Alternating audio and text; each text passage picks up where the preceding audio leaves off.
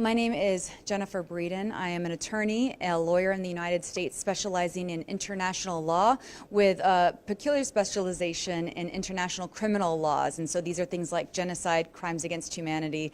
I've been very interested in the independence of Kurdistan. I've been coming to the Kurdistan region for over the last year and really have fallen in love with the people. But not just that. As an attorney who has worked with the United Nations, the European Union, and who has written many reports, I see how important it is right now for this to be, for this independence, for this referendum to happen, not just for the region, not just for the people of Kurdistan, obviously that's a huge region, but for the entire world. I mean, we see every day there is terrorism, there is conflict, there is sectarian violence, and that doesn't happen here in the Kurdistan region because it's that patriotism of we are Kurdish. Even if that's not who we are, the Kurds are helping everybody else. And so it is legal for a few reasons.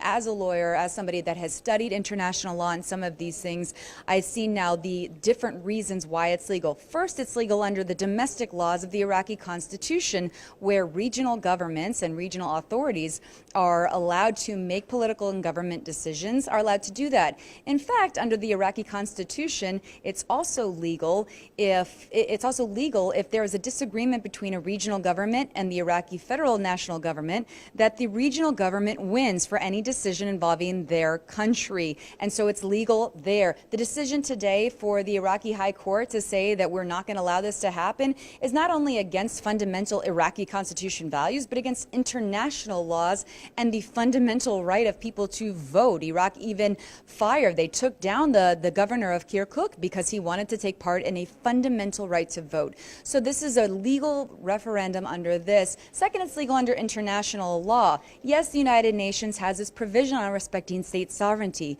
but there's actually a huge exception within that. While you can have your sovereignty, if a state is manifestly failing to protect its own people, to protect the citizens within the borders of that state, then the United Nations and other states are allowed to come in and do any measures necessary to protect victims of genocide. Iraq has continued failing to protect its citizens. In fact, it has allowed Iran to gain a foothold to open a school in Iraq near Christian villages. It has allowed Iranian influence to come in, which is against other international law conventions. And every single month on the United Nations website, you can see terrorist activities that are continuing to take lives of civilians, while the Kurdistan region remains safe for refugees, for IDPs, for Christians, Yazidis, Turkmen, Kakais, all of these minorities who have been voluntarily wanting to come to Kurdistan region to be safe. This is something that is huge. It needs to happen as soon as possible.